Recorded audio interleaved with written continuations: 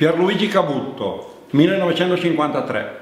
Dunque io ho incominciato dalle campagne piccolissimo, avevo 10-12 anni, mi mettevo dietro mio papà a tirare la gomma per aiutarlo a dare l'acqua alle viti. Ma allora io ero piccolino, però mio papà vedevo che si tribulava, che così. Però la grande passione, mio papà poi era uno che proprio amava la terra, che poi c'era il senso del maschio che doveva continuare a condurre l'azienda, tenere il nome su quei piccoli appezzamenti che avevamo. Allora era proprio, siamo stati uno dei pochi a rimanere. Per la maggior parte sono andati via, sono andati alla Fiat, sono andati o alla Ferrero ad Alba, in altre fabbriche. Mi ha messo in collegio proprio perché voleva che facessi le medie e poi continuassi, perché vedeva che era una vita grama, era una vita... però io avevo quello in mente e poi ho coronato il mio sogno, mi sono fermato, abbiamo dovuto rifare l'azienda, farla nuova, spostarci, però sono stato contento di quello che ho fatto. Poi noi qui abbiamo avuto, quando io ero piccolo, 10 anni di fila alla grandine, non c'erano ancora assicurazioni sulla grandine per le vigne. Mi ricordo sempre che noi avevamo una famiglia che veniva a aiutarci d'estate, e poi d'inverno gente che aveva poca terra, 2 fratelli, e passavano di lì e delle volte chiudo gli occhi e li vedo con dei tartufi grandi così, gialli, che sentivo un odore e mi ricordo che nel periodo che anche le mucche facevano, noi li chiamiamo i settemini, li facevano di 7 mesi, quasi morti, sti vitellini. Al mattino mio papà mi diceva, per fortuna passa Donato e Lino questa mattina ci fanno vedere e sentire il profumo di sti tartufi. Loro tassativamente tutte le mattine arrivavano da Per Tartufi, passavano da lì a farci vedere i tartufi che avevano trovato. Perché una volta andare per tartufi era proprio il lavoro dei più poveri, quelli che non avevano niente.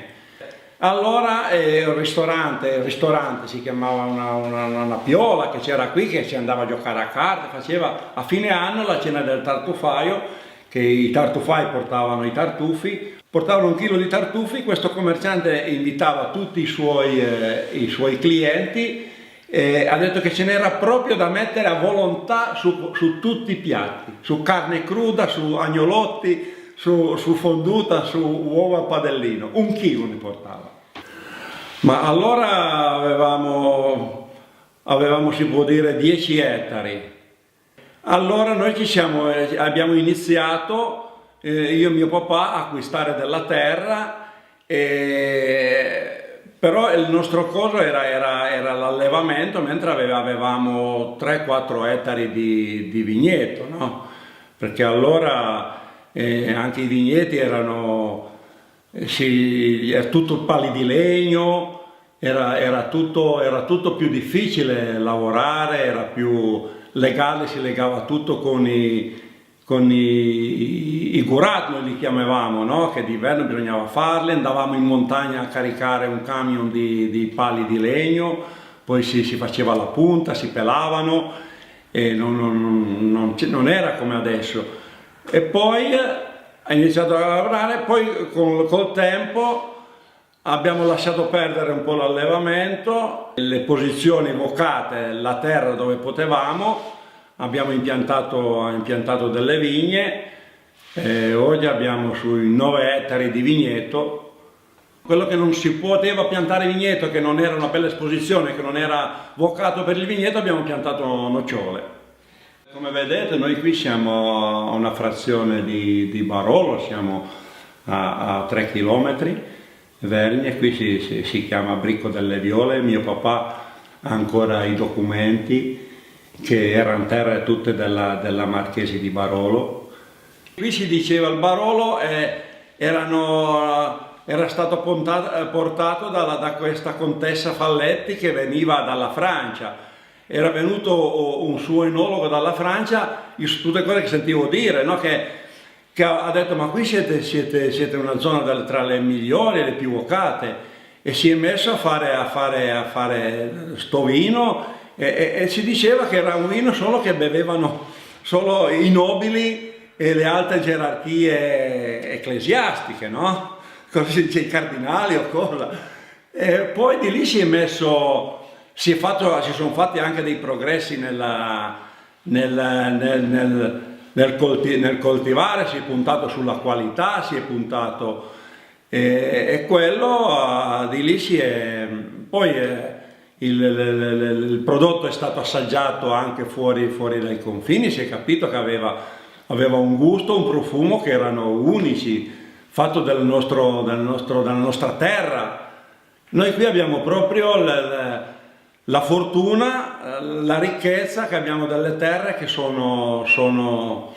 danno il gusto, danno il profumo ai nostri prodotti. Noi, il vino che bevevamo noi in famiglia era il dolcetto, un vino da pasto, annuale, non invecchiato. Tutti gli anni mio papà ne faceva un po' per noi, per degli amici, o ne vendeva qualche damigiana. Sì, Aldo Vaira siamo sempre stati amici perché siamo coscritti di leva, siamo entrambi del 53, suo papà e sua mamma. Suo papà era un grande amico di mio papà, si conoscevano, sono cresciuti assieme. Poi il papà di Aldo aveva studiato, se n'è andato a Torino, però avevano una casa che loro venivano, tolti i 2 mesi magari invernali che faceva tanto freddo, venivano sempre d'estate. Poi aveva già un po' di terra, suo papà e lui, e si vedeva già che aveva voglia, chiedeva, andava a vedere. E poi mi diceva che ha detto: faccio agraria e poi mi fermo in campagna.